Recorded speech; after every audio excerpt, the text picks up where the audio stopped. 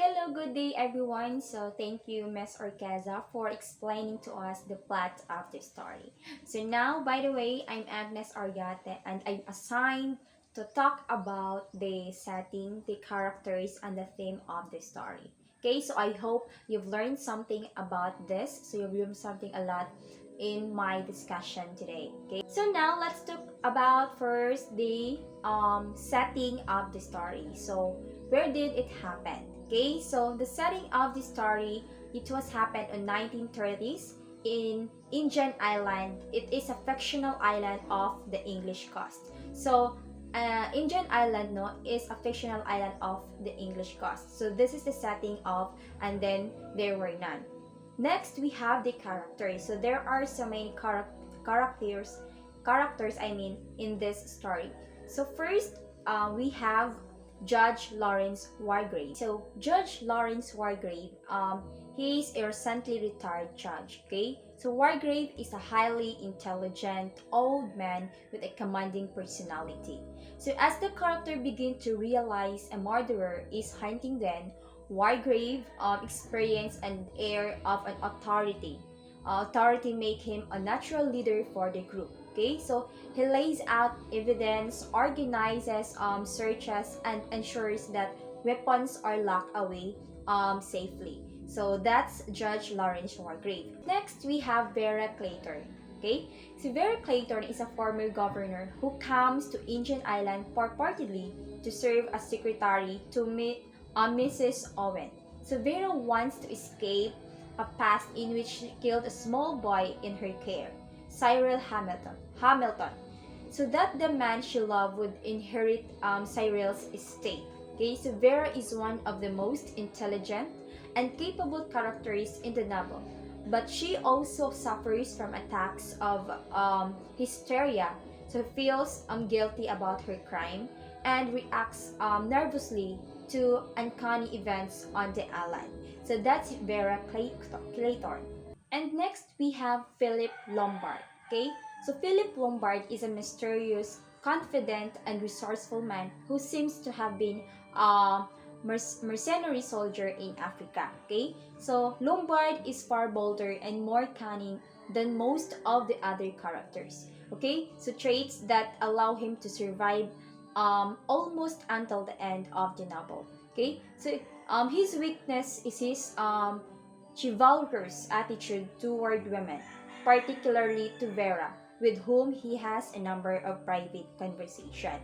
So that's Philip Lombard. And next to that, we have Dr. Edward George Armstrong. Okay, so Dr. Edward is a gullible, slightly timid doctor.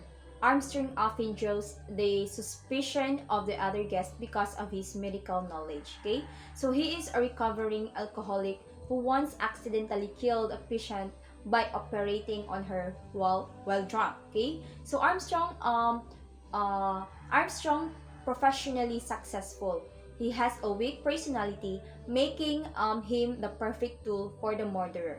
So he has spent his whole life pursuing responsibility and public success and is unable to see beneath people's exteriors. So that is Dr. Edward George Armstrong. Next, we have William Henry Blore.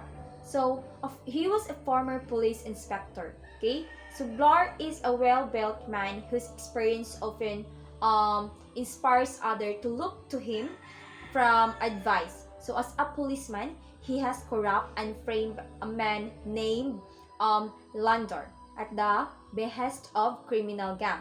So on the island, he acts boldly and frequently takes initiative, but he also makes frequent blunder. Okay, so that is William Henry Blow. And next to that, we have Emily Brent.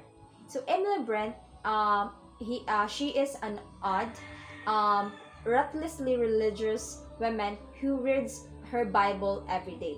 Okay, so the recording accuses Emily Brent of killing Beatrice Taylor, a servant whom she fired upon learning that Beatrice was pregnant out of wedlock. So that is Emily Brent.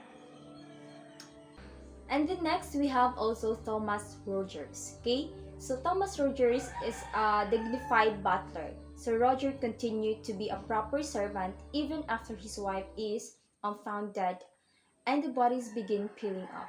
So the recording accuses Rogers and his wife by lifting their former employer, um, because they stand to inherit money from her. So that is Thomas Rogers.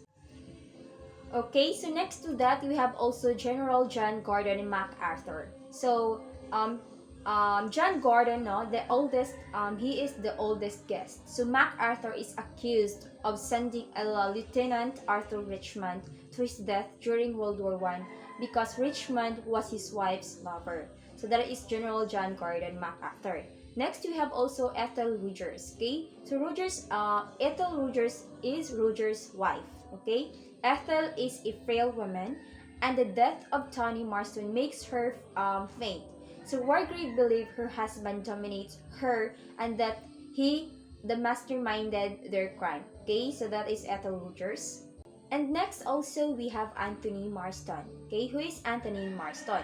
So he is a rich, athletic, handsome youth uh, guy. Okay, so Tony Marston likes to drive recklessly and seems to lack of conscience. So he'll kill two small children, okay, in a car accident caused by his speeding, but shows no remorse. So that is Anthony Marston. And lastly, we have Isaac Morris.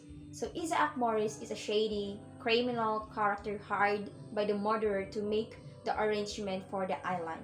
Okay, so Morris allegedly peddled drugs to a young woman and drove her to suicide. So that was the characters of the story, and then there were none. Alright, so that's the characters of the story. And now let's move on to the themes of the story. So what are the themes of the story?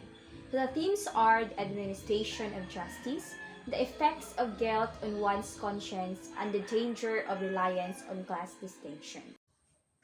Alright, that's the end of our report, everyone. So I hope that you listened and you've learned a lot about the story. And then there were none by Agatha Christie. So I hope you are all safe and thank you for listening. God bless everyone.